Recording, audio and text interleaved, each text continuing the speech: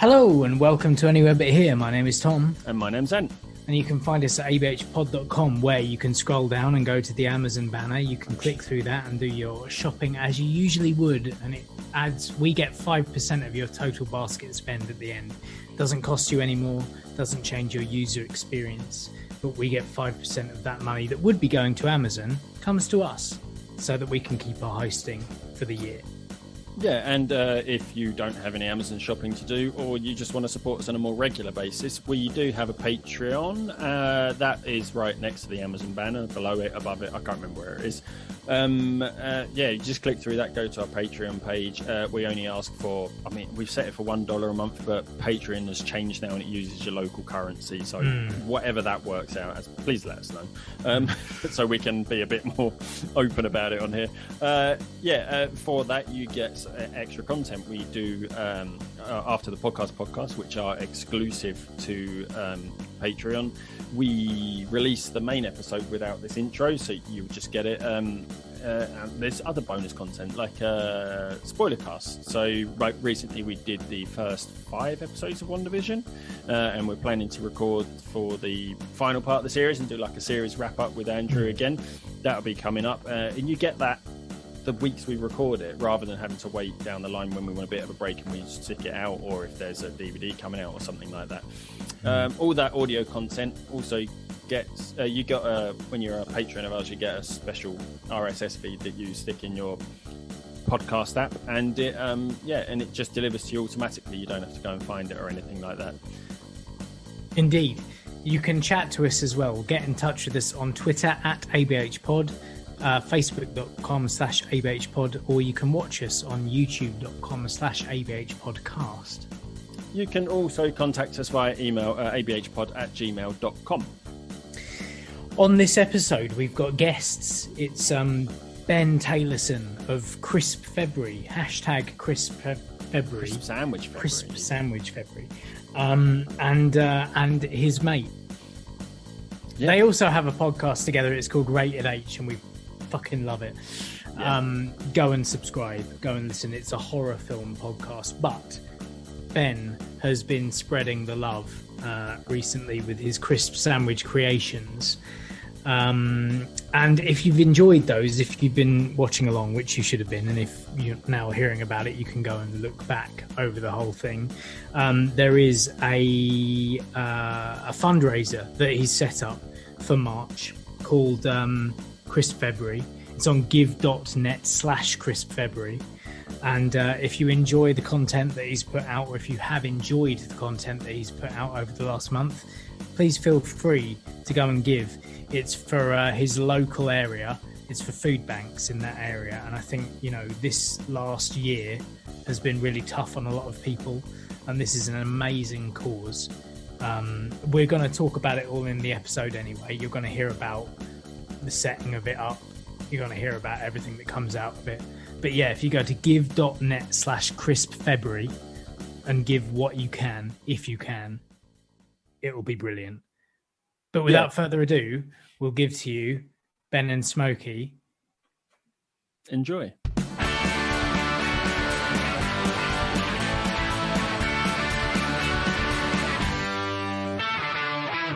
So we're here with Ben and Smokey of the Rated H podcast, the horror movie podcast, but more importantly, viral sensation of the first quarter of the year.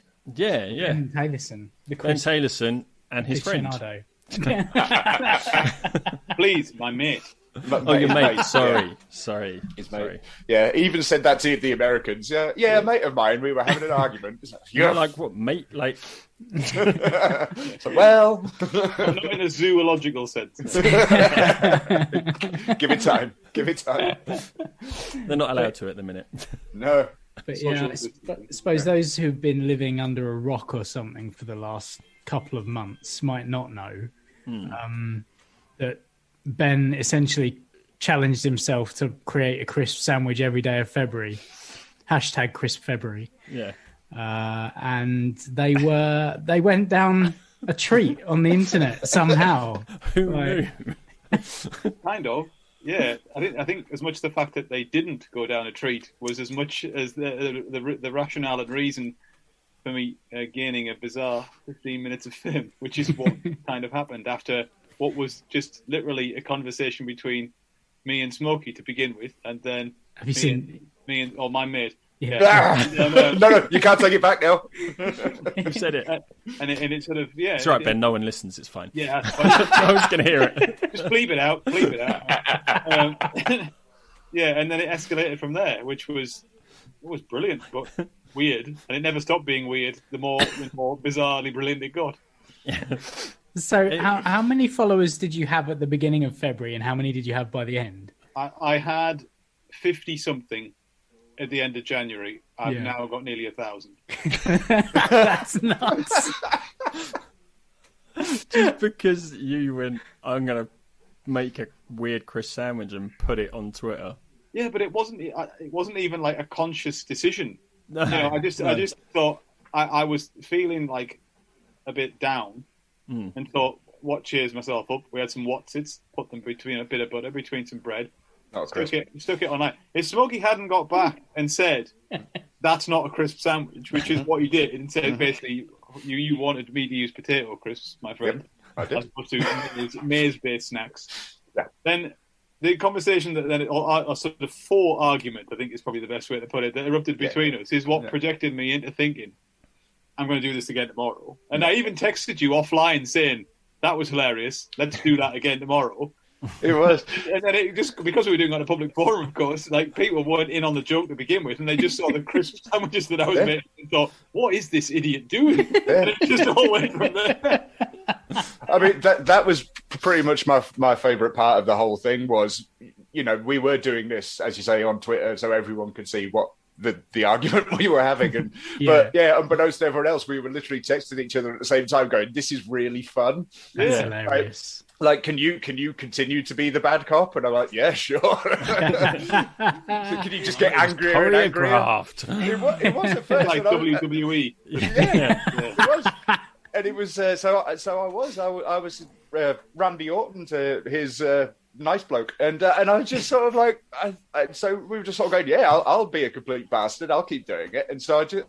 But after about 3 days, I just stopped because I didn't need to, because everyone else was jumping in and doing it for me. Everyone was That's it, isn't it? Like, it really, it stirred some things up inside people, I think. Yeah.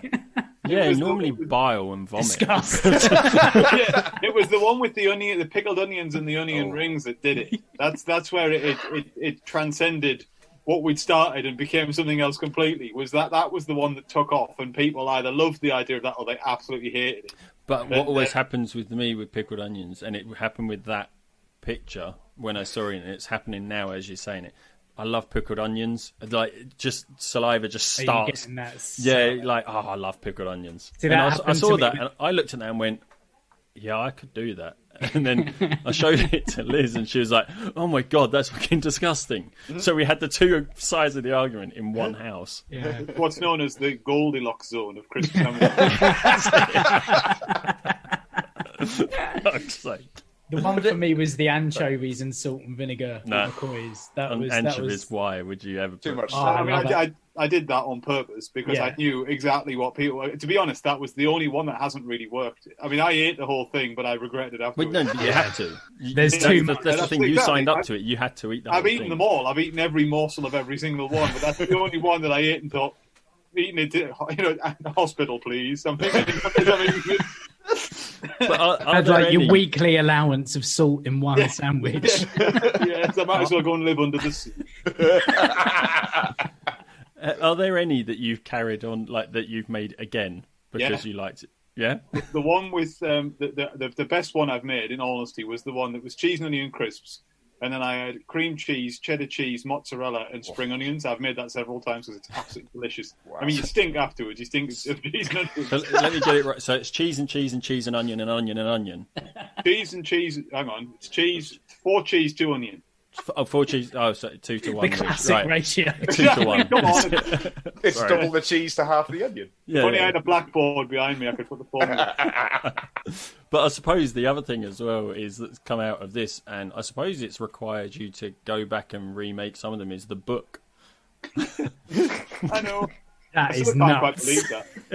Is it only the 28 that you made in February? Are there some extras for the book? I've only done 28 recipes. 26 of them are ones that you'll have seen recipes. I just, every time you say recipes. Let's just take a trip back to mid-January about the prospect of me writing a recipe book, and it would have been hearty guffaws all round. But that's where we are. But now, yes, it's 28 recipes, and 26 of them are you'll have seen already. But 2 of them are going to tempt in the new patrons.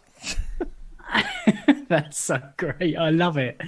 Oh god! Because as well, like I know that you were saying on was it Good Morning, not Good Morning Britain, this morning. To be fair, Tom, it's easy to get my many media appearances. If it was Good Morning Britain, Piers Morgan would have fucking walked out on it earlier than he has. Exactly. Mate, he'd have demolished a tray of them. I'm telling you. Oh no, he'd have been well in on board. He'd have been so on board. He'd have been like elbow deep in them. Not like Eamon Holmes. I'm surprised that Eamon Holmes didn't. He didn't on telly. I'm telling you, he put cling film over that whole tray and took that all. I'm just telling you. Because the strangeness about it all is, like, I mean, obviously the point I was making there is that, like, I think it was on there that you said about the fact that your wife is an author, a published author, and now you've come along and kind of dipped your toe in her pool a little bit. Yeah, as you can imagine, her delight at the prospect of me getting a book deal for nothing other than posting bullshit about Chris sandwiches on the internet, and her having worked her bottom off very hard over many years, doing all the due diligence and work that's required behind the scenes to acquire herself a contract with a publisher. It went down really well, Tom, really well. Just imagine, she should be sitting there like fucking typing away for hours on end on her book, and no, that's not working, and then sending it off to editor, coming back, editing the book, and then you're sitting there going, yeah, that'll do. I'm in the kitchen going, Monster Munch with gravy. Oh, it's so bizarre, isn't it? I'm sure you were sleeping on the sofa that night. I wasn't actually. It was, to be honest, I think mildly peeved is probably the best way of putting it. But Liz has been great. She just saw the funny side of the whole thing. Oh yeah, it's not like you're gonna surpass literarily her. Well, you might. I mean, it depends how I'm going to be in the jungle with Ant and Dec. Depends how prosy you're going to get in the book, I suppose. That's it. I'm doing it all in sonnet form. Every recipe is a rhyming couplet or haiku. You should do it all in haiku. What has been the most mental thing that happened? Well, 3 things spring to mind. In all honesty, the innocence of being on the radio the very first time, which was Radio T's talking to Gary Phillipson, who has now become a friend of mine on Twitter, and we interact almost every other day. He's hilarious. But yeah, bizarrely, I was really nervous for that because I've never done anything like that before. I've never done anything as stupid as this. So that was, it's just basically gone up in peaks. So there was that, and then the other radio kind of appearances, because I think I've done about half a dozen to a dozen, probably about near 12 now. Oh, I've just forgotten how many times. Oh, mate, you've done as many as me. I know. But, my tiara doesn't fit anymore. So, I mean, that was all right, but I think the peak of Everest for the absurdity was when, because obviously when you're on Good Morning Britain, as you'll know, but they set you up about 15 minutes beforehand, so you get to see what's going on. But I didn't have any idea of exactly what the live shot was going to look like when they opened. So obviously they do their summary of, and this morning where, we're talking to a doctor or whatever about, constipation, and we're talking to whoever about this. And then they go live to the studio, and there's a rack of my sandwiches, the sandwiches that I've made, in front of Eamon Holmes and Ruth Langsford.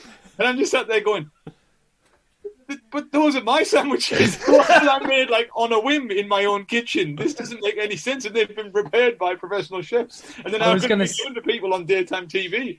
what is happening here? Prepared and then like displayed like a nice platter.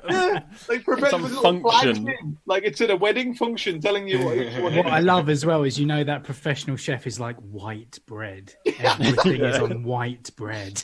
She's like laughing through the grated teeth. Oh, look, he's got Primus doing this. She's there, she's like, so when- culinary school I did. So when do I put the sandwich in the sous vide? No. Just butter it and put the crisps in it.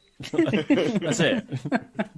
I think the wedding proposal from Cock One was quite nice. Yeah.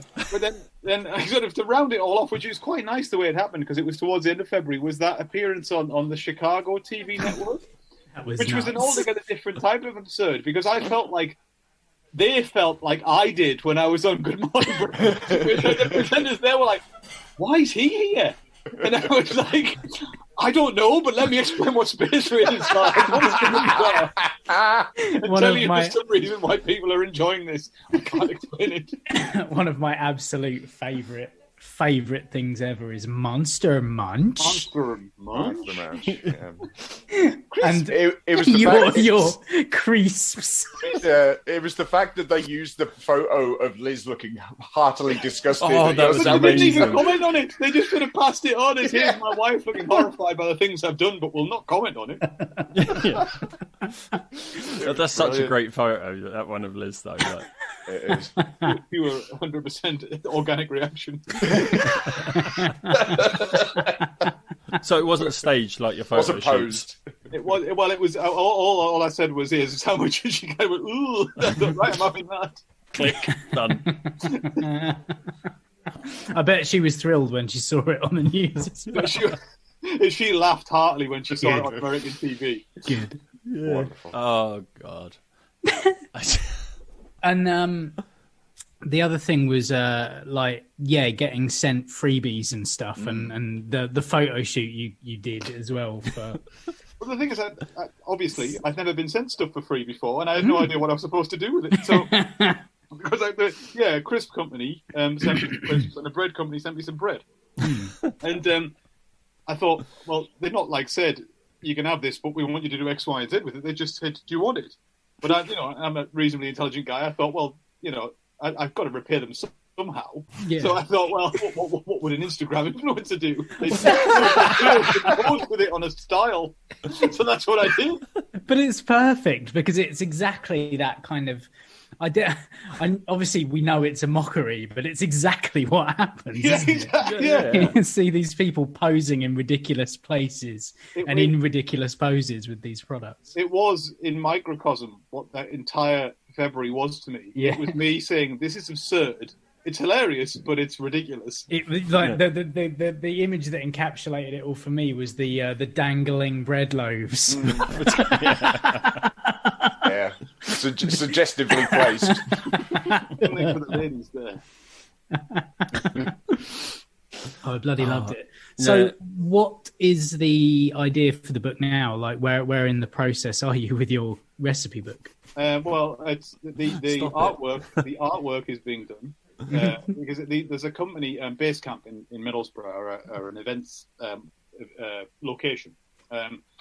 And it's them that are basically putting it together for me. So that they're in the process of, they've got various local, it's a very local to Middlesbrough thing. So they've got various local artists who are doing a bit of artwork for each of the recipes. So it's as much meant to promote local talent as it is, These artists are probably like, you want me to do what? Oh yeah, I've already had a bit of interaction with some of them saying, I can't believe I'm spending an afternoon doing an advert for a crisp sandwich. So there's artwork being done. We're coming up with a template for how to make the recipes sort of slick but witty and enjoyable, and then a bit of the sort of bookending kind of information and material. But I don't want a lot of that. I mean, at the end of the day, it's you buy a recipe. You buy something like that, and you want to cut straight to the chase, and it's not going to be very expensive, and it's going to be as enjoyable, hopefully, as the whole daft thing's going to be. And any money I see from it, which will not be a great deal, I can let you know that in advance. I'm only going to give away. I mean, I've already done a fundraiser for the food bank in Middlesbrough, and that's where any money I get's going to go anyway. So. Yeah. I'm not in it for financial gain. The whole thing, to go back to where we started, has been ridiculous. So anything that comes my way is only going the way of people who need it more than I do. Yeah. That's great. And the idea of giving away or doing a fundraiser for the food bank as well, I thought was a really classy move. Yeah. For sure.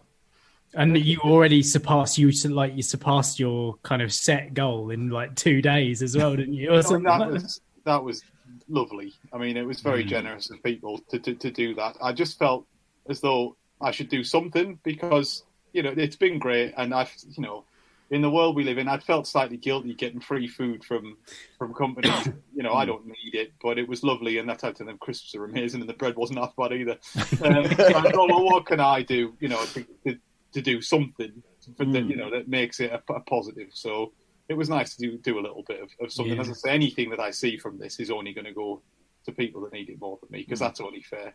Yeah, that's amazing. I've had my reward I've had so many laughs out of this whole thing.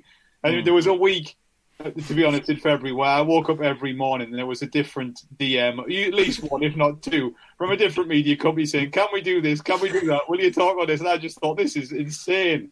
Did you say yes to all of them? Yeah, I did. There wasn't one I said no to, and I enjoyed them all as well. I mean, some of them you don't even... The irony is, it was a real learning curve for me, because the day I was on this morning, I also did an interview for a Glaswegian radio station. And behind the scenes, he said to me, you're going to be everywhere today. And he'd obviously had a newswire saying, this is one of today's stories. We want you to use it. And that day I did the Glaswegian, it was Go Radio Glasgow, I think it was called. And I did this morning, and I did Radio Berkshire, I think, in the afternoon. But friends were letting me know, apparently I'd been mentioned on Virgin Radio, 2 different programmes of Virgin, one by Chris Evans, one by their afternoon presenter.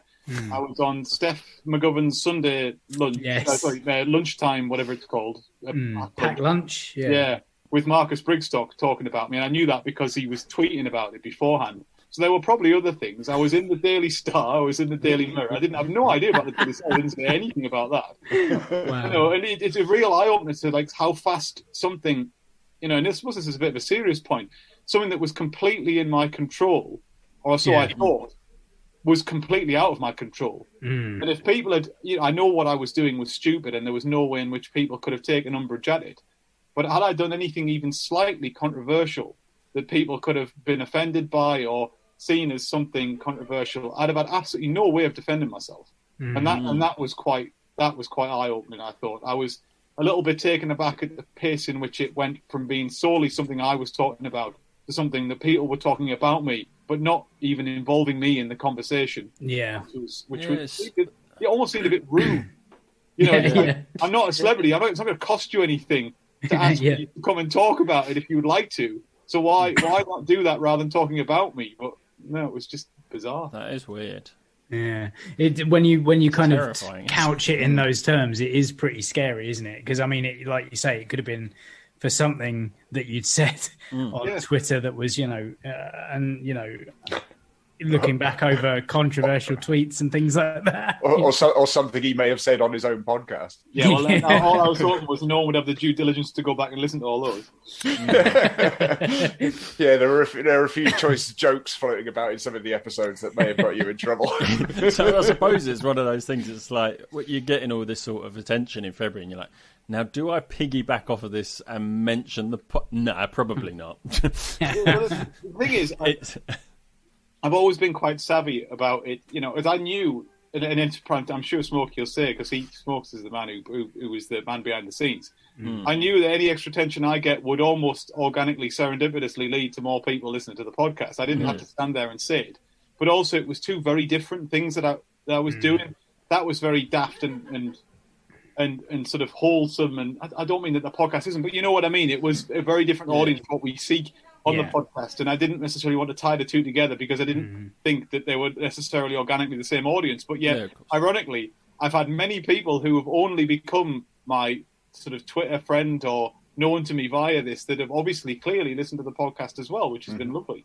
Oh, that's great. We have done pretty well out of it, to be honest. Yeah, really. You have seen a spike. Well, let me.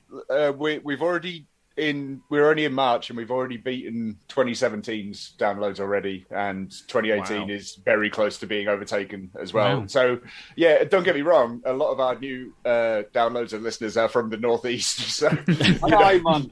Exactly. So, but you're gonna have to tailor your content now as well. Don't be silly. But yeah, no, I'm not complaining at all. But no, I can certainly. We did talk about it very early on, Ben and I, and sort of saying we weren't gonna, he wasn't gonna go on this morning and go, oh, by the way, I do this show as well, because that's just it was Ben's moment, it wasn't the show's moment. Yeah. Although, in the interest of self-promotion, if anyone did miss Ben's appearances on Radio Tees, they are on our feed. They are, aren't they? Yeah. They both are. They both are. Yeah. The thing is, I do have a book coming out that I could possibly mention the podcast on, though. This is very true. And don't forget who's getting the dedication on the front page as well. Oh, that's already penciled in, my friend. to my mate. My mate, yeah. Yeah, I'm going to be honest, it wasn't until we were about 5 or 10 minutes into this episode that I realised you'd named yourself Ben's mate as well. Because the thing is, it's like my microphone's just blocking that bit, and I sort of stood up and went, "What?" I know. It was just a bit fun. I did it the other week when we had our Zoom meeting between us and the other podcasting lads. Yeah. And I just thought, screw it, it's perfect for ABH as well. So it's staying there. And this has been one of the great things about being involved in a group in which one of the members has had this kind of viral hit, if you like. It's been really, really it's been really kind of interesting and fulfilling, I think, to see your friend doing well. Like, even if it's ridiculous. We all know that it's ridiculous, but it's been really it's done my heart good to see how far and wide this has gone. Yeah, but then it's like I said when all this first started, and I with all the love in the world, and I wasn't sort of having to go at Ben or putting him down or anything, but I was sort of saying, out of our group of all of us podcasters, if we were going to say who was the first one to become famous, it wasn't going to be Ben, which I fully accept. To be honest, I know it sounds saccharine, and I know it sounds false, but I say this with 100% sincerity. The most enjoyable part of all of this has been me seeing the enjoyment that other people have had out of it. Oh, yeah, I mean, it's been last month was a hard month for me. Off Twitter, off social media, where everyone's had things going on. I had things going on. It's lockdown's been hard for everybody. There were stresses and strains on everybody's life, and yes, it was a hilarious distraction for me. But I got so much enjoyment out of other people's enjoyment, and I got that glimpse of what it must be like to, say, be a comedian or an actor who knows that they're entertaining other people. And I'm not, don't get me wrong, I'm not putting myself in that bracket, but to know, and I only know because so many people told me that they'd have really enjoyed the roller coaster ride, or they'd really enjoyed the daftness of the crisp sandwiches every day. Yeah, it made my month. It made my year. It'll probably it'll be a memorable part of my entire life, if not one of the most memorable parts. And that for me has been the joy. And to have a group of close friends like you that I can confide in and say, this is what the reality of it was. This is what going on this morning's like. This is what it makes the experience like 10 times more enjoyable for me as well. Yeah. And you've got all of us to keep your feet on the ground as well. We'll bring you back down if you anywhere other than on the ground, to be honest, for the whole time. But I think that one of the things that's made it so enjoyable for us, like people that know you as well, is knowing that you're that guy that's not gonna sort of let it go to his head, and you're not gonna take it seriously. And like, I think the fact that you're that person has made it so much more enjoyable for us as well. Like, just on a personal level, you're quite level-headed, and you never wanted it to go on after. Well, two things came to. I mean, again, I really hate to sound like even vaguely arrogant, but two things come to mind when you say that. One, my wife said, this could probably only happen to you because of the way in which you like write and talk and adapt about things.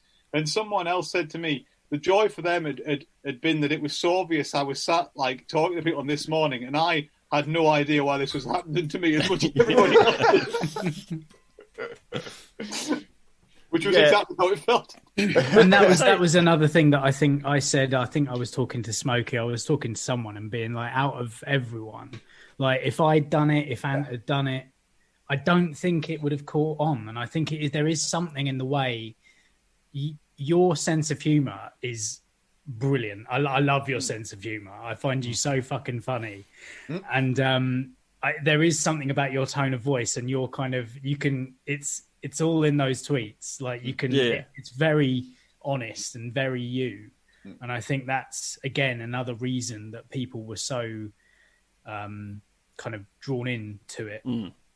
Well, I mean, it's like when we did that Zoom call the other week, and there was 9 of us on it, and all of us, every single one of us said we couldn't have done it. No. Every single one of us, there is something, as Tom said, there is something incredibly unique about your voice and your mannerisms and your style, and I think, and that's why Can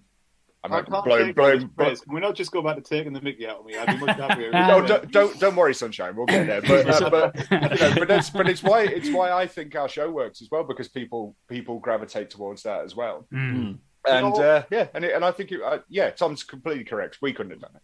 I mean, to be honest, what I will say is that all of my entire life I've harboured the ambition to just want to make people laugh.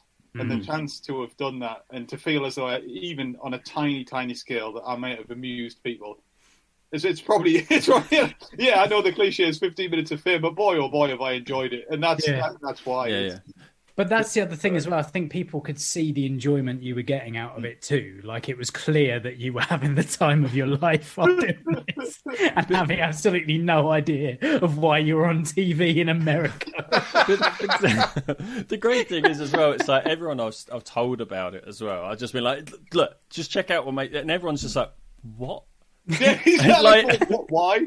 Yeah, I mean, I've got loads of friends who don't do Twitter and are of that generation or that demographic that aren't really attuned to what's going on in that kind of world. Yeah. And I mean, I was out with one of them this afternoon. He doesn't understand what all this has meant, and it's just like I can't even explain it because they've seen the broad strokes of it and just thought, what? Boy, what is happening? But it's just great because like Liz, my wife's just absolutely. She's found it hilarious as well. It's like when you were on that Chicago show, like I said, watch this, and I turn it round, and as soon as they're like, a dad from the UK, she was like, "Are you fucking joking?" but in this sort of like she loves it as well. But it's just like this disbelief that I think we all looked at it, and then she messaged her mate exactly like, Ant's friend who's doing that Chris sandwich thing. Check this out, and she's messaged back saying that is fucking brilliant. Like it's because everyone, it's very British. Like it is very British, isn't it? If I can allow the sort of arrogance of my slight ambition to catch up with me here, the only time I've been ever mildly disappointed was that the American thing didn't lead to something absolutely ludicrous, like being on sort of Good Morning America, something like that with like a national syndicated audience. I did wonder an Oprah interview under a veranda because obviously I hadn't expected Gary Phillipson from Tees. So by the time all of this had happened, I was thinking, why on earth is this going to end? And it allowed me to think. You get a Chris sandwich, and you get a Chris sandwich, and you get a Chris sandwich. Because the sort of the twin polarities of it were, I know this only happened because of the fact that we're in lockdown and news was scarce. But had we not been in lockdown and this had caught on, where would I have ended up geographically? Would I have been in Chicago? That's a very good fucking point. That is you could have been flown all over the place. You'd probably have been, I'd imagine, because the old way of doing things was to have people in the studio. Yeah, I'd have been there with Doc. Yeah. You would have been in there with Doc. He'd have got down on one knee or both knees. I could have put a hula hoop on his finger. Tom, steady. I'm glad you said finger. Right. But it was literally the marriage proposal, and then he bit into the sandwich, and then his face changed his mind. Yeah, instantly. He bit into it. It's like, is it too late to take it back? It was the grapes that did it. That was to be fair, he didn't have the best example of sandwich because I'd had to come up with that fairly rapidly the night before. Because the thing about this morning is, Gordon Bennett, did they prepare? I had a 45-minute interview with them the day before to make sure I wasn't like a sex offender or something. Wow. And they do, and they go through exactly what they're going to do. They go through exactly what they want you to do. They go through where you're going to sit, what you're going to have behind you, how you're going to talk, what you're going to wear. They go through all of that, and they get you to sign a couple of forms. So it wasn't like, and basically said, well, what's the idea before, on the day before, had been, we want you to make the sandwiches and wave them at the camera.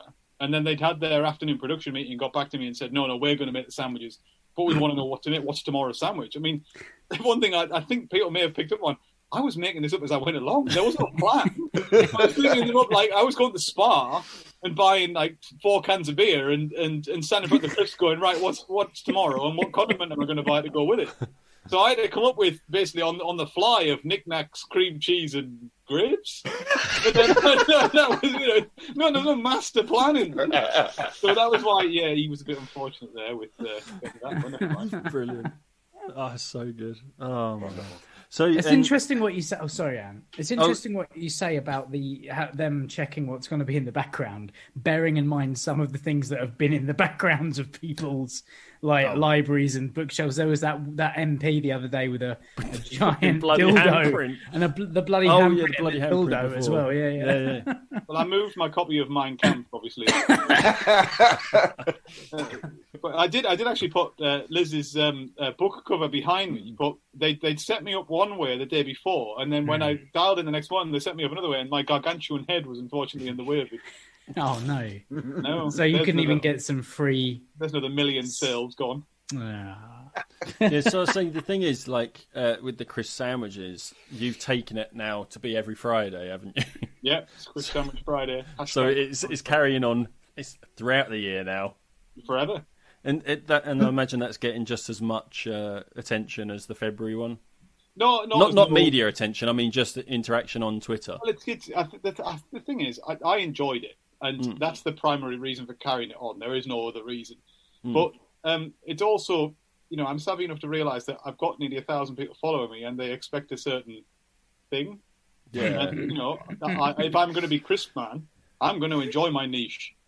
So that's what I'm going to do. And so I just thought, well, if I can carry that daftness on for a little while, I mean, obviously, I say it last year, of course it would, but then why not? So I think that's the secret of success, isn't it? It's not sort of doing something that somebody else does. It's don't you mean a recipe for success? Like, 28 recipes. But it's taking that thing that nobody else is doing and just doing it yourself, and now that's my thing, and I've got my audience. Despite the fact that I've seen some people being like, "Oh, by the way, did you know this guy does this? Has been doing this for a while." Yeah. Well, where was he in February? No. That's it. The thing is, I have noticed that the idea of a crisp sandwich has all of a sudden become massively more popular in places related not to me. So, for example, a popular supermarket, Northern Supermarket and crisp manufacturer were doing a giveaway the other day related to how would you make a crisp sandwich out of certain types of crisps. And I couldn't help thinking that I had perhaps been an influence on that, but was not name-checked in it. I think you should get in touch. Just be like, oh, by the way, I need a cut in that. I was here first. Yeah, no. At least my face must be on there. That's what I was going to say. Don't contact them and go, look, you fucking stole my idea. Contact them and go, hey, I don't know if you saw, I did this Chris February thing, so I think I'd be a great spokesman for your promotion. That's a good idea. Well, the thing is, the crisp company that it is, which is, I will say, it's Seabrook's Crisps. They know that I did it because I tagged them into some of my, at least one, if not two, of my sandwiches. And the supermarket presumably are there to promote on behalf of the crisp company. So as long as I win the competition, I'll not bat an eyelid, but I don't think I will. Just be like, here are 28. Yeah, I did. Want to buy a book? Retweet one of my Seabrooks ones, which was the one with strawberries and chocolate. I thought, well, I ain't winning that, but I'm still going to send them it anyway. Yeah. Was that the one with hundreds and thousands on it? No, that was chocolate spread and pommes. Oh, I'm sorry. That was absolutely delicious, and I don't even like sweet stuff, and I could eat that every day. I'm just thinking that. I'm just seeing like the battle of the Chris brands. It's like on the left, you've got Walkers with Gary Lineker. On the right, the Seabrooks with Ben Taylorson. Yeah, exactly. Yeah. No, I spread myself around in the hope of a future contract, but it's not happening. You never know. Plug away. So is the idea to bring back Chris February next year for those who are going to be nostalgic for Chris February from this year? I think we'll just see where we're all at in February next year. I don't know if I've got 28 original recipes in me. But... I think we could well be in the same bloody position we're in now. Yeah, it could be possible. But I don't think so. Actually. I don't think we will be next year, no. Fingers crossed. We'll have the herd immunity. Seeing as we're all going to be vaccinated by like July, all adults. Yeah, by all us over 40s, I speak for the oldies here, by Easter, I believe. Yeah. But those of us that are in the next age bracket under by June, you lot. Yeah, that's it. Supposedly.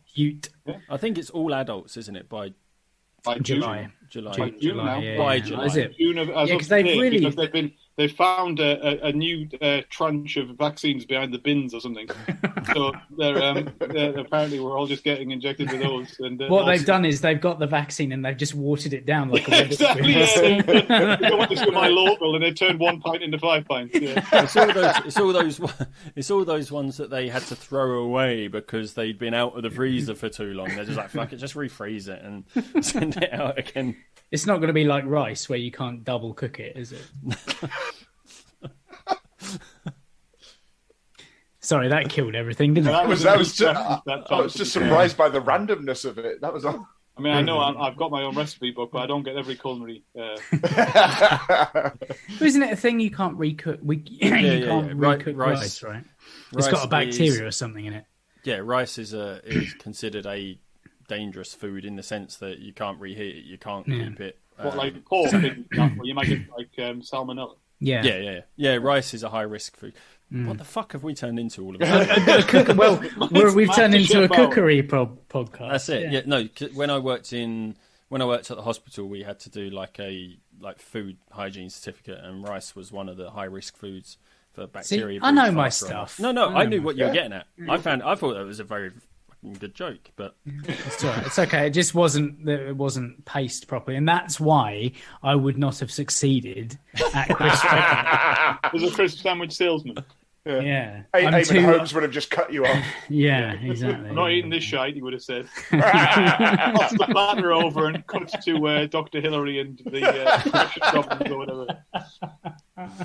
I just really, really wish Gino D'Acampo had been on with the crisp sandwiches. So do I. That's what I always thought. That would have been brilliant. Yeah, that would have been very good, yeah. Yeah, because I feel that the chef who was on that morning wasn't particularly bothered about getting involved in the conversation. No, but at least she was pleasant about it. Yeah, true. Yeah, Gino wouldn't have been, but in the best way possible. But in a really funny way. Sure. But I could have taken him, a little 5'4" midget. Liz joined in on the podcast. Hello, Liz. Hey, Liz. This is cameo. This is staying in. I get to do a cameo. Yeah. You're on now, live. Liz. We're recording now. All right, come on. You can do your disgusted face for that. Yeah, there it is. Yes, love it. That's the thumbnail. Does she know you're recording the video as well? That's all staying in. That's gold. Brilliant. That was like I got a message off someone the other day from our last episode that went out 3 weeks ago, when you and I were both interrupted at the same time by our other halves. Oh yeah. Just randomly, both of them walking in and being like, "You're right, how's it going?" No, we're doing it now. Yeah. Been doing it for 20 minutes. All right. Been doing it for fucking 8 years. You'd have thought. Mate, that's mad. I still can't. That 8 years. It sounds weird saying that. Yeah. It's been that long. Yeah, I know. Yeah, pretty mental. Yeah. 2012, wasn't it? January of 2012 was our first episode. That must be the year that Smokey and I met then, I believe. Yes, it will have been, yeah. That year when we started, it was over that summer when I think like the Pod Pals was formed, and all of us started. Yeah. Your podcast and my original one with Russell J started around the same time. Yeah, and Distinct Pause did as well. Yeah, that was mad. Adam was the same year, but slightly later, I think. Yeah, that's right. He joined a bit later on, didn't he? Yeah. It's been a ride, and this is one of the things, isn't it? Like, we've known each other for so long. Like, maybe we've not been as kind of close as we have been this year because of stuff like Zoom. Zoom has really helped solidify everyone this year, I think. But yeah, I think, the fact that Zoom has enabled this kind of thing has really kind of made what happened in February, like, do you know what I mean? Like, it's been a really tight kind of like. I think everything happened at the right time, didn't it? Yeah. And it just culminated in this bizarre month. But yeah, I've loved it. Like, as shit as lockdown has been, there's we're all a lot fucking of fed really up a bit, good things have come out of it. Like this thing we've created with these Zoom calls and shit like that. I think it's just been, I think it's especially really, during really that helped. first lockdown. When we were doing it almost every week. That first lockdown when we were like, what the fuck? Hey, let's have a call every And with that first one was just so much fun. And I can't remember it. Well, it must have been, otherwise we wouldn't have kept doing it. Well, that's true. But I think that was the one when I was on about 3 in the morning. Yeah, and I polished off again like half a bottle of rum, and I was quite ill. It's never the rum, though, is it? It's the one beer. It's the one beer. That's what does it. That's it. No, it was the Coke Zero I was having with the rum, though. Mystery ingredients in that. I'm looking forward to the hangover that's coming this year. July. Yes. Right. July's going to be good fun. Hopefully the third. It's the fourth. It'll be the. We only it's did going one. To be fun. We did one at the old house, didn't we? And we done one at the new. Oh, was it just? Yeah, okay. Fair enough. Yeah. I wasn't at the first one. No, but I will be at the third one. And I was at the second one. I'm the only one who can remember anything from the second one because I was sober. What I remember the most, Tom, you're snoring. Yeah, I know. Yeah. I was sleep in the car for 2 hours, so I don't remember all of it. Oh god, that was great. Yeah, I still feel bad about that. I had a busy day, and I'd only had about 4 drinks. So yeah, but like within about 45 minutes. Oh yeah. You necked those. It was. Roy Castle would have been pleased about what he witnessed there. He'd have had a clipboard, and he'd have made a note, and he'd sent it off to Norris McWhirter, and it would have all been good. You really went with that anecdote. You really took that. To double down. Once I'd gone Roy Castle, and there's only one. You've got to go further. You've got to follow that. Yeah. No, it was a good time. I won't be booking 2 gigs on the same day as the next one. I will be making sure that I'm not playing any music so that I can pace myself a little bit better. That's probably for the best, mate. Yeah, just take it easy this time. No. I can't criticise though because I'm going to be right there this year.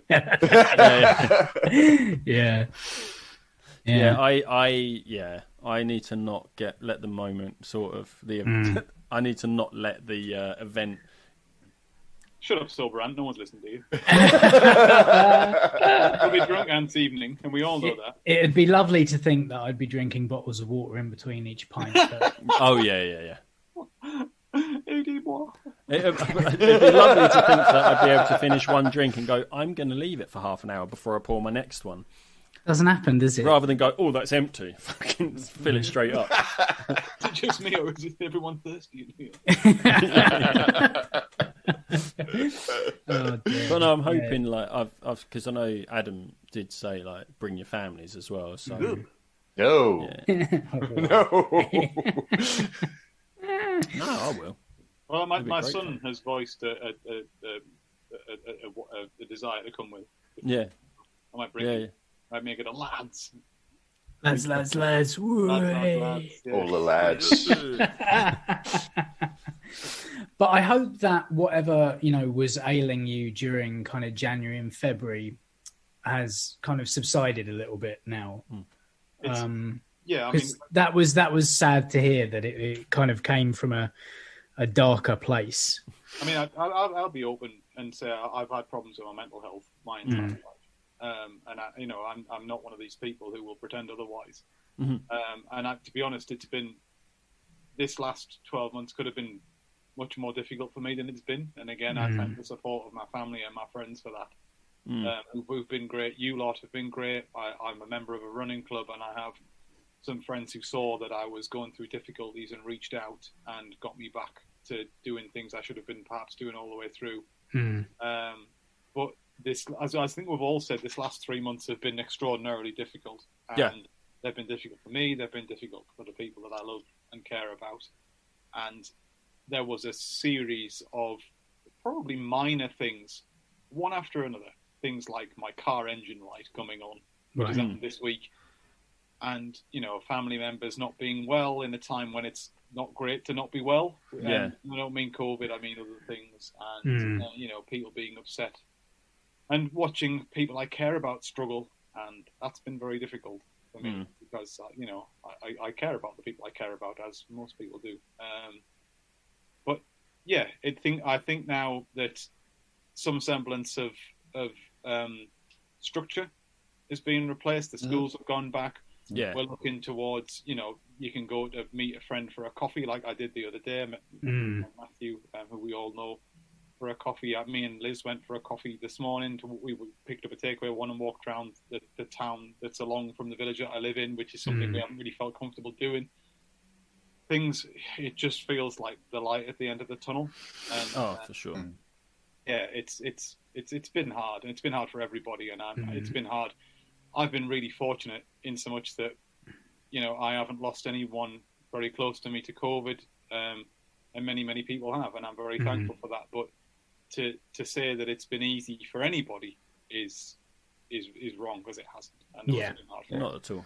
I think some people have taken a positive from it. Like, I know I've taken positives from it, but it's been fucking dire this last year. When you really think about it, it's just it's having that support network around you, isn't it? It's having people that they've got your back and all that. It's having a good support network that really has gotten us through. And I think, one of the things that I came to rely on was our group of pod pals getting together every week, or now it's like more or less every month or whatever it is. And I kind of hope it continues, because it's a really nice space to kind of just let your hair down, have a laugh. I genuinely don't think I have ever laughed so much as I have like the last sort of 12 months on these Zoom calls, like proper from the belly. And I think it's carried over, because it's weird to say, but I'm not a sort of person where when I do find something funny, I will not laugh out loud sort of thing. I'll just sort of chuckle to myself. But I mean, quite a few times recently, Liz has said to me, like, it's really nice to hear you properly laugh, like belly laugh. And I think that's come from just laughing on these Zoom calls. It's sort of got me comfortable with doing it. And I think it's just made me, I don't know, like happier as a person. Like, I know I can actually relax and enjoy myself. So when I find stuff funny, I will properly laugh, and I won't sort of feel a bit like anxious about laughing in front of someone. But I do think these calls have definitely helped with that. Like, it's just been so good. It's good to hear that you're sort of seeing that positive coming as well, Ben. And I would be lying if I didn't admit that when I saw that announcement, when Boris was giving that plan to how we're going to open up, that I sort of got emotional. Like, I was like, at last. Like, because I am hoping that this time it does work. Like, to hear him say, we're going to do this and then we're going to wait 5 weeks to see if that's worked, and then do because to me, that's how it should have been happening from the start, because we had that plan, didn't we? Like, initially with the stages of reopening. Listening to we've got 1, 2 and 3. And it was like, we did 1, that's worked. So let's skip straight to like level 5 and start playing sports venues and stuff. And I'm like, but that wasn't supposed to happen until we had a vaccine. And we don't have a vaccine. And they sort of skip. Whereas this time it's like, it's going to be at least 5 weeks. And if the numbers don't come down enough, we're going to push it another 5. And hearing that is like, although, yes, it could go longer than they're saying, longer than these 20 weeks, this stage opening. The way they're handling it this time makes me think that it is going to happen. Yeah, like, we're going to get there. Whereas before it was like, we might. Whereas this, it's like, we're going to get there eventually. For me, this feels like the first, from January, the first part of it that's been not done for political reasons. Yeah, sure, yeah. For the reasons that make the most sense, because throughout the whole of last year, from probably about 8 weeks into the initial lockdown onwards, I found myself shaking my head at the decisions that were being made. Whereas this time, when, you know, if you think back to the nonsense of eat out to help out, and sitting there thinking, this is the most ridiculous idea I've ever seen. Yeah. But now, as you say, we have a vaccine, or at least a first injection of a vaccine for many people. Whatever the government has done wrong, and I'm no supporter of this government, I'll happily wear my heart on my sleeve where that's concerned. So that, I'm not a Tory, and I probably would never ever be. In fact, not probably, I would never ever be. But, I will praise the vaccination rollout has been fantastic. Whether I have slight concerns as to whether that's been at the cost of other nations that perhaps were promised more than has been delivered, but that's perhaps a different political question for a different time. Yeah. But now we have this sort of very well-organised rollout of the vaccine, and we have, as you say, a sort of well-positioned timetable of events. It does just give everybody that bit of hope that, we can see that this is working, and it's no longer necessarily about the amount of people who test positive. It's about the amount of people who need medical intervention, and hopefully, given that we've immunised the most vulnerable people, and, we can begin to see, as you say, the end of all of this. And it's not even just the COVID side of things, like the people vulnerable to COVID. It's like, because now we're doing this properly, that is going to free up some of the NHS to look after people with other illnesses. Like the amount of people that have died from like their cancer where they probably could have survived. The amount of people that have died where they wouldn't have done under normal circumstances because it wasn't handled properly. It does boggle the mind that nobody's looking at the government and going like, you're responsible for this. You need to be held to account. I have a feeling that there will be an independent inquiry launched at some point, because the handling of it's been so.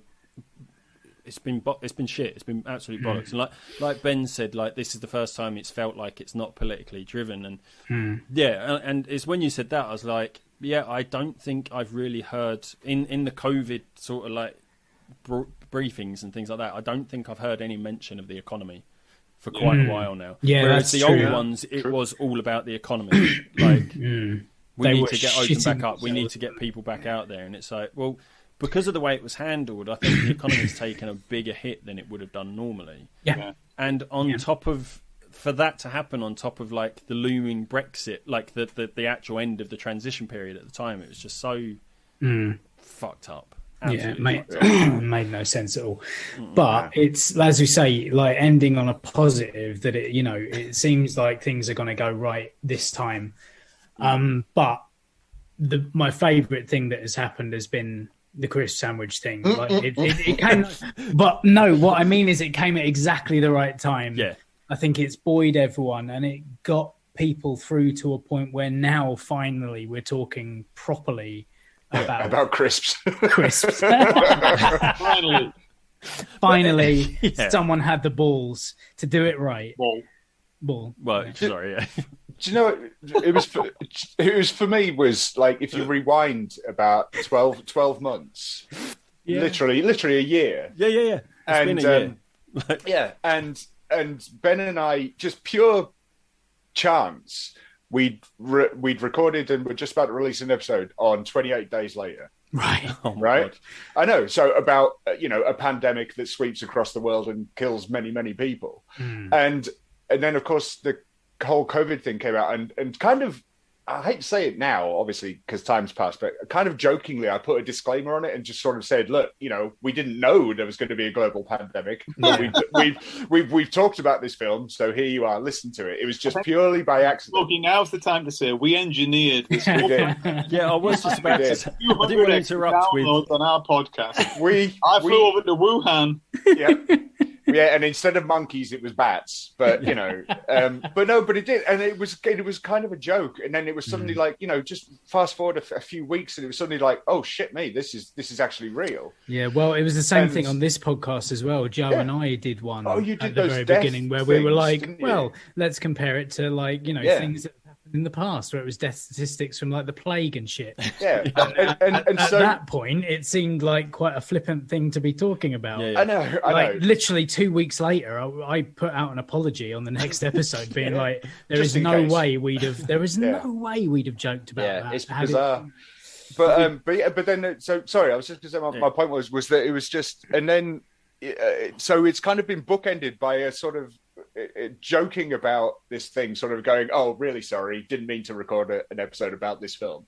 And then it's been bookended by, here's my mate, and he's talking about Chris sandwiches, and he's making everything all right again. And you kicked it off. We kicked it off with something silly. We've ended it with something silly, and in the middle of all this turmoil and shit in the middle, and it's been kind of like, and as you said, the Zoom calls with all the other lads, with Adam and Scott and Paul and Kevin, it's just been that was the bright spot in the middle. Mm-hmm. And so, as Ben said, rightly so, that it's been hard for everyone, but it's been bookended by this ridiculousness of crisp sandwiches, and it couldn't have happened at a better time. Yeah. All I can hear is "Heal the World" by Michael Jackson. No. I think you should release a cover version, Ben. Yeah. I need a crisp theme. We'll get Jarvis Cocker to show his ass to you at some point. Who doesn't want that? Yeah, I was going to say, I think, like, was it a couple of... Oh, well, yeah. Yeah, no, but we want Jarvis Cocker to show you his ass so we can talk about it. No, because I was going to say, I think like a couple of episodes ago, Tom and I sort of had a similar conversation where we're like, do you remember at the start of this, we were sort of making light of the COVID thing, because I mean, it was probably a year ago, let's say last year, about 3 weeks ago would have probably been the year anniversary where COVID hadn't entered Britain yet. Mm-hmm. Like, I don't think we'd had any cases, but it was over in France. But we sent Chloe to France with her school. We sent her over there with her school because it was a school trip over to France where COVID is happening. And like, there was a woman at work who was like, "Do you care about your child?" I'm like, "It'd be fine. It's if it won't, like sort of joking about it." And it's like, probably shouldn't have sent her. Like, thinking back on it, it was a bit irresponsible. Hindsight, mate. Hindsight. She loved it though, mate. She loved it. She was great. People falling over everywhere. No. But no, it was all the coughing was brilliant. Yes. That's all the smoking in France, though, isn't it? It's not the COVID. The Gaulois. Yeah. But yeah, it's But I think bookending it with the Chris sandwich, and like you say, like the last 3 months in particular have been the hardest, and I think that whole Chris sandwich thing came at the perfect time, like not only for you but for everyone else as well, like witnessing it. It was just like, oh cool, the world is still stupid. Well, as I said, we can still be stupid. It's fine. Accidentally it wouldn't have worked any other time. I know that now, and I knew that as it was happening, but it was, as I say, that was the nicest thing, was that people that I suspected were struggling as much as I were it was 5 minutes light relief every day, and it was for me as well, and I needed that, and other people I suspect needed that, and for sure, when I kind of dialed into that, it became a joy, a continuous joy. It really, and it still is as well though, because like we're still talking about the fact you got this book coming up, and we're laughing at the fact we're referring to it as a recipe book, and not only that, like you've got other like stuff we haven't even touched on, like related to the book you've got coming as well. Yeah, that you've told us about. It's just like, what? Because every book release has to come with. Well, in July, I am booked in to do a kind of Q&A, an audience with So I'm expecting you all to jet in from all over the country. Of course. Fuck yeah. Arena, you know. And I'll be like on the stage, you know, with a Madonna mic. How do you like your Chris sandwiches? But yeah, I mean, God knows how it's going to. I honestly can't predict where things are going to go in terms of how that's going to go down. Maybe like one man and his dog turns up for that. We'll all be there. Yeah, definitely. If I can make it, I'll be there. I'll be doing the bloody intro on stage for you. I'll be your hype man. Elbow, like Bob Mortimer are out the way, obviously. Yeah. No, it'd be Chris Rea for you, wouldn't it? Chris Rea. They're like Zoom Paul Daniels. So what's the release date for the book anyway? Have you got a firm No, date? we haven't got a firm. I mean, to be honest, as far as obviously I work in libraries, so I know a bit about how the publishing world works, but it looks like it'll be the first half of this year, which is an incredible turnaround for a book. I mean, it is effectively, it's not being self-published, but it's being published in that kind of mold. So indie publishing, isn't it? Sorry? Indie level publishing. Yeah. I mean, a sort of a base camp are working with a printer to get it out, a certain print run of them in a certain time. And I suspect it'll probably be first half of this year, but only just first half of this year. But I don't have a firm date. I mean, as it goes, none of the type is set. I've only written 2/3 of the content, that kind of thing. So, I mean, not that it takes long to flash out a Chris Sandwich recipe. So good. And we all get signed copies. Of course. Yeah, I'll be getting one. That's damn sure. With a free packet of crisps, he's got plenty. Yes, I've got loads of crisps at the minute. But the thing is, I'm fairly restricted on a Friday at the minute because Liz has demanded I don't buy any more crisps and no more condiments till I eat what we've got in the house. Because that's the other thing as well as having a million crisps, it was all the stuff that went with them. I've got jars of shite in my fridge I'll be eating for years. You got to find out the recipes to put them in now. That's the thing. Yeah, as long as you only brought one tin of anchovies, you're all right. Yeah, well, and I put again. That was my mistake, putting the whole tin in. It's more restrained. Save some for the pizza. Can I ask, Tom, what's your favourite Chris sandwich? I think we all want to know. I quite like the any of the ones with melted cheese were a good fit for me, I think. Yeah. If it weren't for the hula hoops being face up on their side. To be fair, Tom, that's a fair criticism. It was a mouth destroyer. Yeah. It's all about the aesthetic. Yeah. No, munching on a hula hoop edge on is just not you tear up your gums and it separates the men from the boys. Separates the teeth as well. Yeah. I've lost 2 teeth in lockdown. Nothing to do with Christian. That's the tragedy of the NHS. And how's the running going? Have you had to up your mileage? Let's take that thought and work opposite backwards from upping. Again, it goes hand in hand with when I'm struggling mentally is not running, which is the opposite of what you should do because it's really good for your mental health. Yeah. But, it's fair to say I have some weight to shed ahead of marathon season, is how we'll put it in finite terms. So you're on recovery runs from now until the end of June. Well, yeah, something like that. I've got much to my own amusement because of a lot of runs have been like rescheduled that I should have been doing last year. So in October this year, I have 2 marathons in 8 days, which considering I've only run 5 marathons in my entire life, will be something of an ask. So I've got to really, put the trainers on and get out there. I've also really badly hurt my back. I've been trying not to wince. I don't know how. Again, I'm a manual handling trainer at work, so I should perhaps have been more... lugging boxes of books around, you should be all right. 3 boxes of crisp sand is what it is. Oh, yeah. That's what's done it. But my back is really, really hurting at the moment as well. No. It's not making things any easier. But I've really got to get back to the running. Yeah, you don't really want to be running with a dodgy back, though. No. Especially it's the small of my back as well, and I'm very upright. I run a bit like Michael Johnson used to run. Right. Yeah. But not quite as quick as he, admittedly. But you're not slow. Yeah, but you're a distance runner. He wasn't. Yeah, lightweight. It's good for them 200 meters, but where is he after 10k? Nowhere. That's where. polishing his medals, probably. No Yorkshire Marathon finishers medal, are they? That's true. Where's that? I just looked at now, see a screenshot of him eating a crisp sandwich. Clutching a Yorkshire Marathon finishers medal. That's the one. Brilliant. Free Mars bar you get at the end of it. There was a free Mars bar, and do you know what else there was? There was a free packet of crisps as well. Genuinely, there was. It all comes full circle. Genuinely, there was. I'll tell you what, when you do, like I did the second Brighton Marathon I did, as you sort of get across the finish line, they hand you a can of beer and you're like, fuck yeah. And you're drinking it, and then you look at it and it's alcohol free. You know, It's probably the best, though, to be fair. Right? Yeah, to be fair. Because and then I've got a free one in my sort of like prize bag that I just chucked. Like last week, it went down the sink because I forgot it was in there. He's had it for like 3 years. It was about a year out. Oh, was it? Oh, okay. Yeah. So I got rid of that. How did you do in the old Brighton Marathon? I crossed the finish line. In what time? Am I allowed to ask?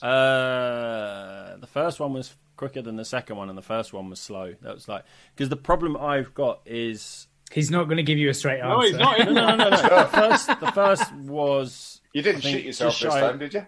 No, I didn't. No. Not when I'm running. Only on the training runs. So the first one I think was like just shy of 5.5 hours. I think.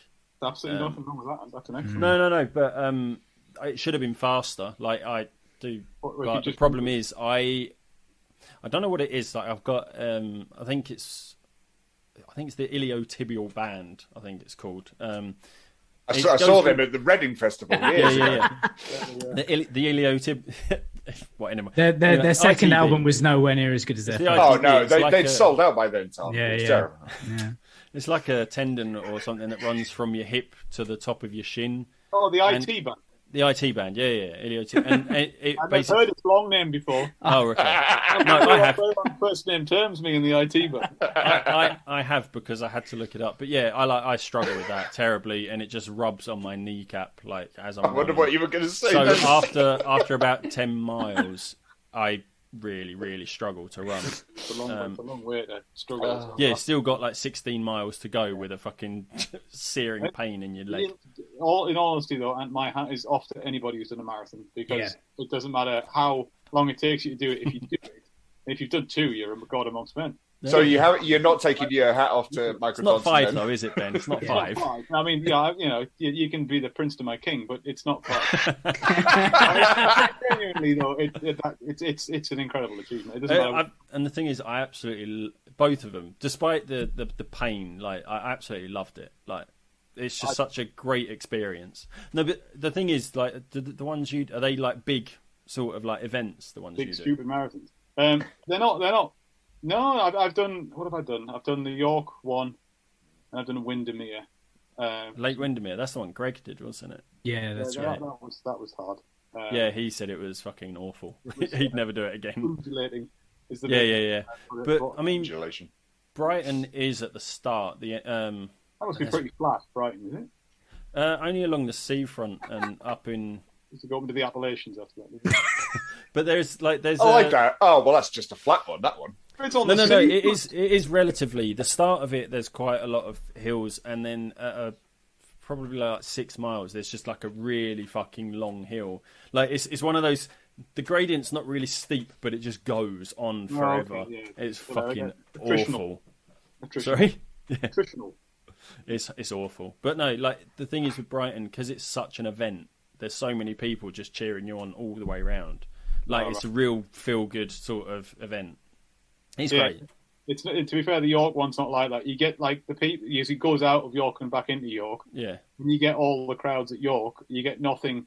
And you can pop behind the hedge for a piss as free as you like when you're in the fields. You're not meant to. No crowd of people there.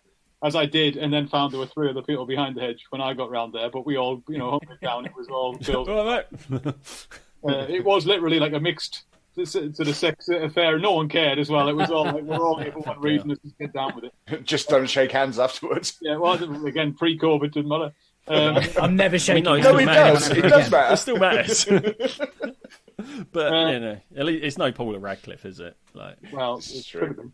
But it's not quite the same. But it's no. There's a stretch probably of about 2 or 3 miles in Brighton where you don't see that many people, but other than that, it's loads. About the Great North Run, because you see that obviously it's a huge televised event. It's on BBC television. I've done it loads of times, and they show you there's like thousands of people at the beginning, which there is, and there's thousands of people cheering on at the end. Then there's a nice bleak 8 miles of motorway through Jarrow where there's no football. I always think that catches people out who think, oh, I'm sorry, I'll be cheered around the whole way. Not coming down that dual carriageway slipway, you won't. I would definitely recommend doing Brighton, because it's an event. I think it's probably the second biggest one after London, obviously, but it's nowhere near as crowded. Like, I know someone I used to work with in the factory I worked with, he did London, and I think he said because of the weaving in and out of people all the time, he did an extra 3 or 4 miles. Yeah, a lot of because it's just weaving. Brighton, I think I ended up doing 27. So there's a little bit of weaving, but nothing compared to that. But yeah, it's great. Top ups. The second bottle has been opened. It's been a while. But yeah, it's been a while. Oh, God. But no, I think the thing that I was desperately trying to end on about 20 minutes ago. Yes, you were. Before we got into marathon talk. Yeah, you never get runners talking about running. Which but one of the things, one of the things that actually I can attest to what you guys are talking about. Running has really sorted me out this year as well. Mm-hmm. After the first month or so of lockdown, I started feeling ridiculously lethargic because I'd never sat around like that in my life, I don't think. And, Joe's been running for a couple of years now and has always been on at me about going out and doing it as well. Mm-hmm. But yeah, there is something to be said about going out and just, even if it's 5K or whatever, just doing a small run. And it clears your mind. And that's what I was going to say. The weird thing is, it's it seems really counterintuitive, because somebody who's struggling with their sort of mental health and stuff, you don't think they should be alone with their thoughts. But actually going out running and being alone with your thoughts and being able to sort of, I suppose it's being able to maybe switch off as well. It's just you're only focusing on the running. Nothing else is there. It's like mindfulness, isn't it? It's like mindfulness. You're focusing on one particular thing, whether that's your breathing, whether it's your stride, your pace or whatever. Or whether it is sort of sorting through things in your head. I have no idea what any of you guys are talking about. This is all fucking foreign to me. I don't know. I was that way up until last year, believe me. Running. There are far, far, far too many films to watch to do running. No, I know. That's how I used to get be able to listen to Adam's podcasts and Stinking Paws. That's how I managed to listen to them. And I mean, there's no time for anything else when you're listening to those. Fine. But no, it's those, because they're the long form podcasts. When I was training for my marathons, Adam and Scott, they would accompany me on my runs. But yeah, it's great. But yeah, the thing is, like I say, as hard as it is to hear that people are having a bad time and all of that, this podcast has kind of become a little bit of a self-help for me and Anne anyway. We kind of talk through things and try and make sense of the world. So if ever if ever you're feeling that way again, please come on. We'll have a conversation for a couple of hours. And we always, manage to talk about something, even if it's not particularly important. We've always one of the great things about podcasting that I love is that you can sit down with people and just talk bollocks for a while, and it's that same thing that you used to have in the pub, except it's cheaper, and you can work through stuff. We've really kind of turned corners and stuff in the last couple of years. Yeah. What we were saying on one of the last episodes that we did was if you listen to us maybe 8 years ago, 5 years ago, even before I started the job that I had previous to the one that I'm doing now, it was I'm at the end of my tether here. I need to get out of what I'm doing and I need to find something. And we put out a thing to the universe that was like, tell me about your dream jobs. Tell me what you're doing in your life that you really enjoy. And we got loads of people email in with what they were doing, what they had done, or, things that they had achieved. And it spurred me on to kind of, get off my arse and improve my lot in life. Mm-hmm. And it's the power of just talking to people. It's what I fucking love about podcasting. Mm-hmm. And equally, you guys and all the other pod pals and a lot of our listeners are really close friends now. Yeah. And if anyone is struggling, I want them to come on and just have a chat with us, because I think, a problem shared is a problem halved. There is a definite truth behind that saying, even Very if we're not admirable. talking about the problem, just having a laugh for a couple of hours can sometimes just sort you right out, even if it's just for a couple of days, Absolutely. Yeah. And you never know where that conversation's going to go and what it can unlock. So please do.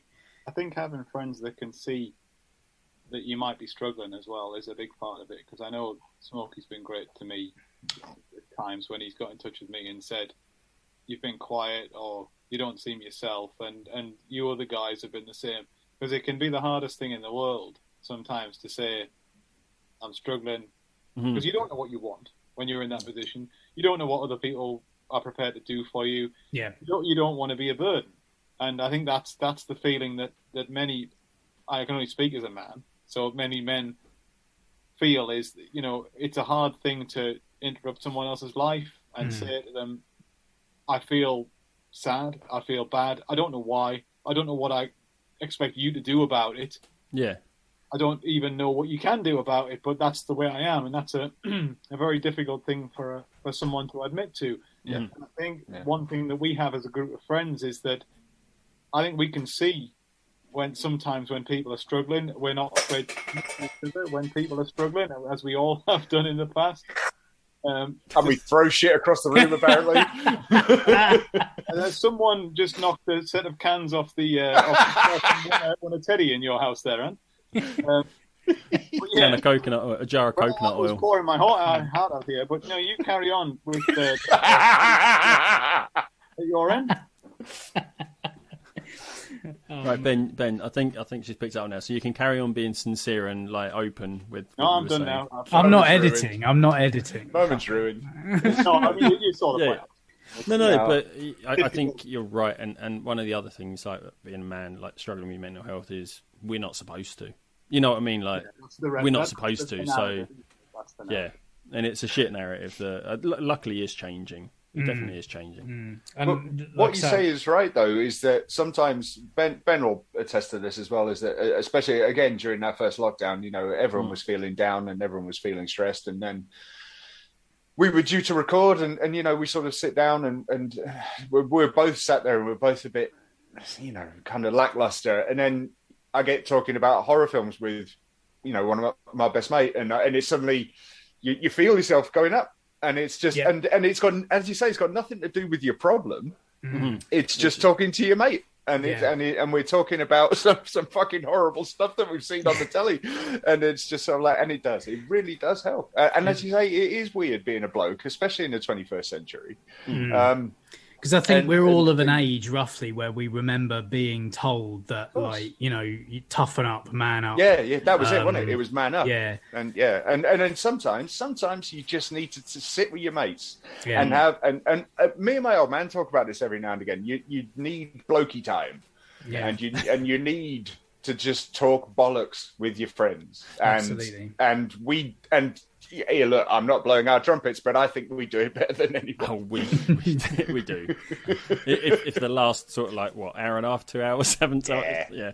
But the good thing as well is we can talk bollocks and we can be fucking stupid. But if one of us wants to open up and be honest, we will all stop and we won't make fun of them for it. Absolutely. I think that's really important. And on your point where you say where you and Ben sit down and you're like, ugh, and you get talking and it goes on. Yeah. On the other hand, on the other side of things, me and Tom sort of message each other that's why our schedule's been all over the shop recently is because really not feeling it this week. Can we put it off for a week? And we're like, yeah, that's fine.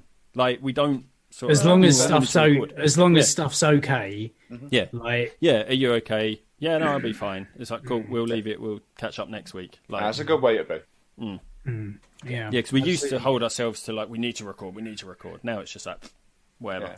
Well, we've never had a fixed schedule on when we record or when we release episodes. We just do it normally. Actually, to be fair, it's normally when I have a day off, and because obviously I've been working back at work since July, I think it is. And so I've been working constantly. I've not had. You have, yeah. So it is literally when I have a day off, and then we just go, yeah, that'll do, and it's fine. But it does help. It really does. And what has helped the most has been the crisp sandwich thing. It's been exactly the right time. And so I thank you so much for that. And thank you, Ben. I think we should all go and now find Jesus. Yes, I think we should. So we're going to... I don't know whether Ben has any idea what we're talking about, but yeah, we're going to... This is like Where's Wally, but a religious version. Basically, yeah. Pretty much. Yeah. Funny you should say that. But yeah, you'll find out. Thank you so much for coming on and sharing the story of the mentalness that has been the last couple of months, like the highs and lows. It's been great. So until next time, I've been Tom. I've been Ant. I've been Smokey. Oh, do I say something? I've been Ben. Indeed. Bye. Bye.